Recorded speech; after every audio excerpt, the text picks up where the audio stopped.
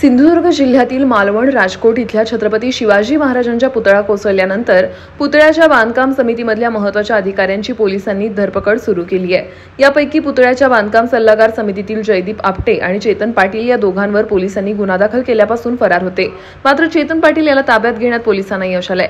त्याला आज मालवण न्यायालयात हजर केल्यावर त्याला तब्बल 5 दिवसांची पोलीस कोठडी झाली आहे। या सल्लागार समितीमधील चेतन पाटील हा कोल्हापुरातील छत्रपती शिवाजी पेठेत राहतो।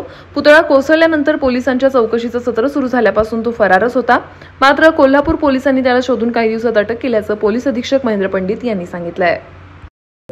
26 ऑगस्ट रोजी जी मालवण या ठिकाणी घटना घडली होती त्या घटनेच्या अनुषंगाने मालवण पोलीस स्टेशनला गुन्हा क्रमांक 133 हा दाखल करण्यात आलेला होता 2 व्यक्तींविरुद्ध। यामधील एक जे स्ट्रक्चरल कन्सल्टंट होते आरोपी ते कोल्हापूरचे रहिवासी आहेत। 26 तारखेपासून ते फरार झालेले होते। या अनुषंगाने 27 तारखेपासून सिंधुदुर्ग पोलिसांचं एक पथक कोल्हापूरमध्ये तपासासाठी आलेलं होतं। त्यांना देखील मदत कोल्हापूर पोलिसांनी पुरवलेली होती। या घटनेच्या अनुषंगाने आणि आरोपीच्या अनुषंगाने 4 पथकं स्थानिक गुन्हे शाखा कोल्हापूरची तयार करण्यात आलेली होती। त्यामध्ये सदर जो आरोपी आहे पाहिजे आरोपी त्याच्या कुटुंबियांकडे देखील चौकशी करण्यात आली। त्याचा काही मित्र परिवार आहे त्याच्याकडे देखील चौकशी करण्यात आली। काही तांत्रिक तपास देखील करण्यात आला। सदर आरोपीला स्थानिक गुन्हे शाखा कोल्हापूरच्या पथकाने ताब्यात घेतलं।